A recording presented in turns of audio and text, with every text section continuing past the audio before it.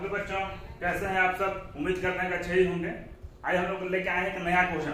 क्या क्वेश्चन है कि दिखाइए कि 0.3333 dot dot dot equal to 0.3 को रेखरी को P बटा Q के रूप में व्यक्त किया जा सकता है। ठीक है, जहां P और Q पूर्णांक है और Q नॉट इक्वल टू 0।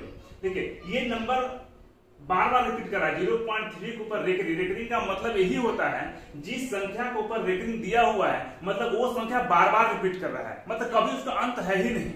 ठीक है, तो ये हमको यही दिखाना है क्या इस संख्या को हम P बटा Q के रूप में लिख सकते हैं। ठीक है, बनाना शुरू करते हैं। हम लोग क्या करेंगे, माना x बराबर 0.3333 ये मैंने मान लिया।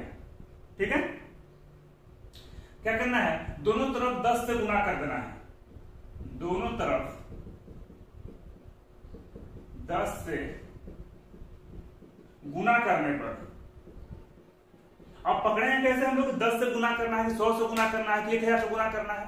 तो सब पकड़ने का सबसे आसान तरीका क्या है, यहां पर कि पॉइंट के बाद जितना अंक के ऊपर रेखरी रहेगा उतना ही से गुना करेंगे। ठीक है, पॉइंट के बाद एक अंक है इसलिए मैंने 10 से गुना किया। पॉइंट के बाद 2 अंक रहता और 2 अंकों पर रेखरी रहता तो 100 से गुना करते।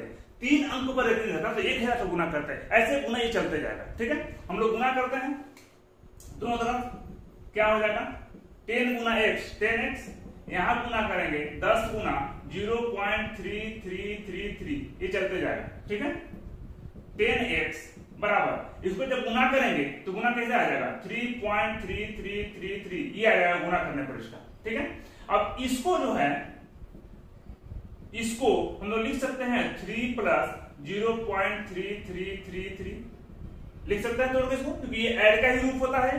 ठीक है, इसको लिखने के बाद अब क्या करते हैं कि 10x इतना का वैल्यू हम लोग क्या पुट किए हैं, x माने हैं, इतना का वैल्यू x माने हैं तो इसके जगह पर x बैठा देंगे।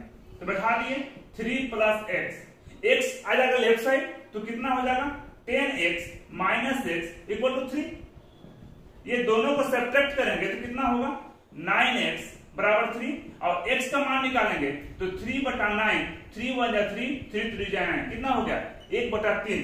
हम लोग लेकर क्या चले थे, इसको माने थे x का मान और ये जो लिखा हुआ था इसको P बटा Q के रूप में व्यक्त कर सकते हैं। तो हाँ व्यक्त कर सकते हैं, कैसे, तो 1/3 हमको पता है परिमेय संख्या की परिभाषा क्या है, वैसी संख्या जिसे P बटा Q के रूप में लिख सकते हैं उसे परिमेय संख्या कहते हैं। तो P बटा Q के रूप में इसको मैं लिख सकता हूं, मतलब ये जो संख्या दिया हुआ है ये मेरा परिमेय संख्या के रूप में है, इसको मैं लिख सकते हैं। अब कंडीशन क्या था, Q 0 नहीं होना चाहिए। तो देखिए Q 0 नहीं है, नीचे वाला भाग को Q बोलते हैं जो कि 0 नहीं है।